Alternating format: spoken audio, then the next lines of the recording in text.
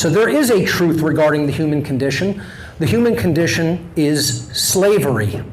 People generally have an idea that something is incredibly wrong in our world, and this is what it is. There is violence, there is coercion, there is duress, and putting all of those things together, that equals slavery in a particular form. The form that it exists in right now, currently, is not what I call ball, chain, and shackle slavery. It is not chattel slavery. Chattel slavery, unfortunately, is still practiced in some areas of the world, obviously has been practiced in our past. Huge abomination, unbelievably immoral, should never, ever be tolerated. This is not the current form that slavery is taking to a large extent in our world. This is the form that it is taking. The human condition is covert slavery, not overt ball, chain, and shackle, chattel slavery. It is a form of covert or hidden slavery that works through the mind. We are conditioned to believe false axiomatic premises and belief systems that then become an enslavement process.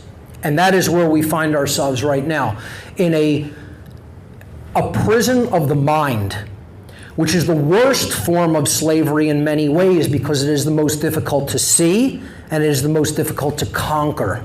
But that is the human condition. The form of slavery that we are experiencing is called government.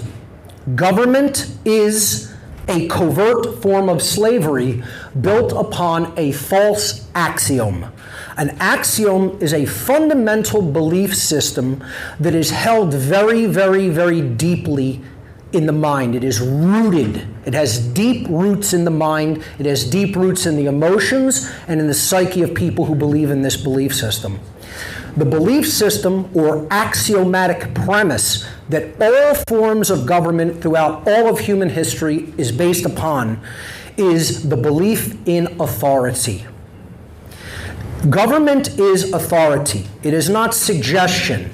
It is telling people that you must comply, you must obey. You must turn over whatever resources we tell you you must turn over. You must cease and desist in enacting rights if we tell you you may not enact them.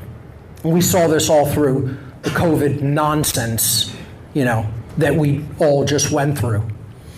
The very idea of human authority is an illusion. It's an illusion and a delusion. For one to believe in it, they must be delusional and willing to believe in that which is not real. Authority is a claim and a false one at that. It is an illusion of a diseased psyche. It is a form of mental illness, the belief in authority. It is based entirely in violence. That's the only thing that backs up the claim of authority is violence. And it is built upon the erroneous, dogmatic, religious belief. Authority is a false religion. Make no mistake about it. And the religious belief is that some people are masters who have the moral right to issue commands, while other people are their slaves who have a moral obligation to obey their master's commands. These are called, of course, laws.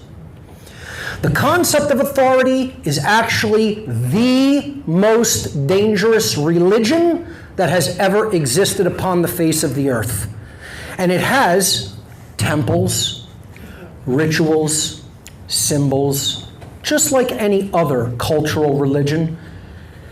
This is a new, covert religion. People don't think of it as religion, yet that's exactly what authority and government are. They are diseased religious belief systems that must be purged from the mind as the mental, psychological, and spiritual viruses that they actually are.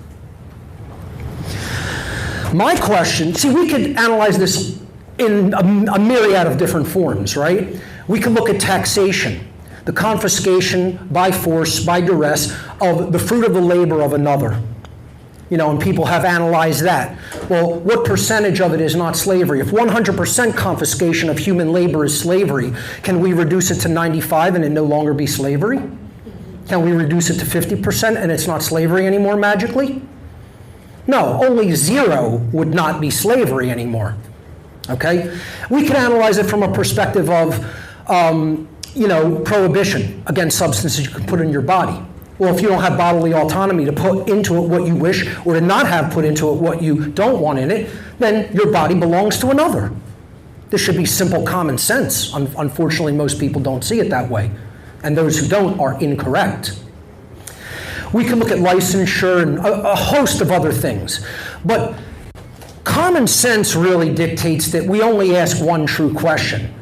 Has the very concept of authority ever been a moral concept?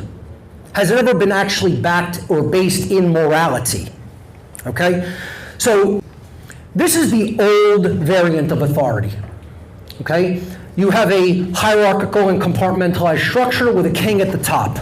This was called, in the ancient world, kingship or royalty. It is authority vested in one being that considers themselves the sovereign, the ruler, the master. This was called the Old World Order, because the Old World Order was ruled by this form of authority. It was overt. Everybody knew who the king was.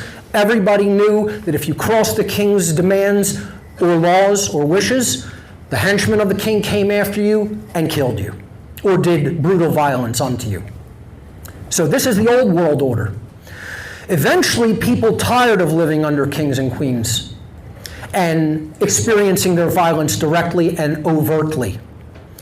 So this is the new form of authority.